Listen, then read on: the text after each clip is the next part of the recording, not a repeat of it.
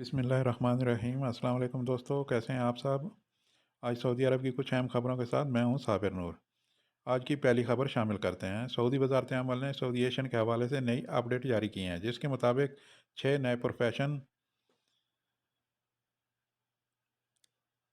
Number 1 civil engineer, number 2 decoration engineer, number 3 city planning engineer, number 4 building engineer, number 5 mechanical engineer اور number 6 surveyor engineer. ان تمام profession پر 21 جولائی 2024 سے 25% سعودیوں کو رکھا جائے گا۔ ان job پر کام کرنے والے اپنا اپنا دیکھ لیں کہ آگے کیا کرنا ہے۔ اس کے علاوہ اب ڈیلیوری سسٹم میں بتدریج تبدیلی لائی جا رہی ہے۔ تقریباً اگلے 14 مہینوں کے اندر ڈیلیوری سسٹم میں کار وغیرہ کے ذریعے جتنی بھی ڈیلیوری کی جاتی ہیں، ان پر صرف سعودی کام کر سکیں گے۔ موٹر سائیکل پر صرف خارجی ڈیلیوری کا کام کریں گے، لیکن موٹر سائیکل پر سعودی بھی کام کرنا چاہیں تو ان کی اپنی مرضی ہوگی۔ موٹر سائیکل پر صرف خارجی ڈیلیوری کا کام کریں گے، لیکن وہ بھی آزاد کام نہیں کر سکیں گے۔ اب انہیں کسی بھی چھوٹی ڈیلیوری کا کام کرنے والی کمپنی میں نقل کفالہ لینا پڑے گا۔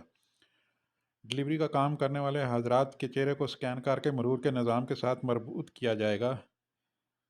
اب یہ پتہ نہیں کیا ہوگا، کس لیے یہ ایسا کر رہے ہیں، آنے والے وقت میں ہی پتہ چلے گا۔ اس کے علاوہ ڈیلیوری کا کام کرنے والوں کے لیے مخصوص لباس ہوگا، اس کے بغیر وہ ڈیوٹی نہیں کر سکیں گے۔ اگلی خبر بھی غیر ملکیوں کے لیے بہت اہم ہے۔ سعودی عرب کے محکمہ حرس الحدود نے وارننگ جاری کی ہے سعودیوں اور غیر ملکیوں کے لیے کہ وہ بارڈر ایریا کے قریبی علاقوں میں نہ جائیں۔ ان علاقوں میں پکڑے جانے کی صورت میں قید و جرمانے کی سزائیں ہو سکتی ہیں۔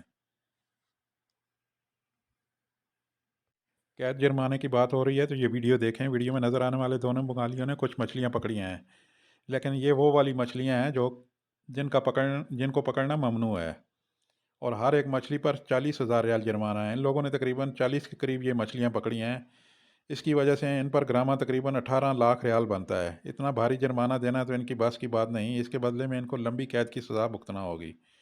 تو پلیز آپ لوگ احتیاط کریں اس قسم کے بہت سارے کاموں سے جو کہ پہلے سے ممنوع نہیں تھے، لیکن اب ان کو کرنے پر سخت جرمانے اور سزائیں ہیں۔ مثلاً جنگلات سے لکڑیاں کاٹنا، آگ جلانا، مخصوص جانوروں کا شکار کرنا وغیرہ وغیرہ۔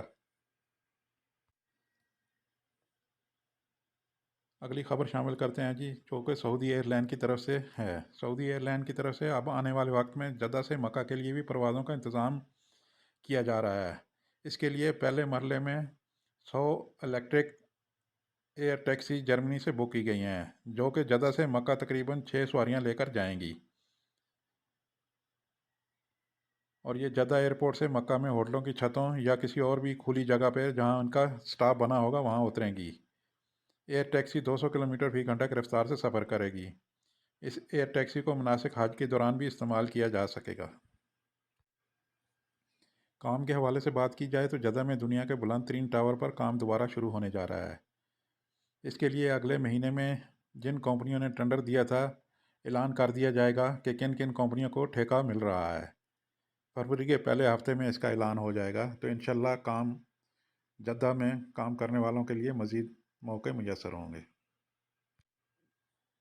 لاسٹ میں آج کے ریال ریٹ پر نظر ڈال لیتے ہیں کہ وہ پاکستان، انڈیا اور بنگلہ دیش کے لیے کیا ریٹ دے رہے ہیں۔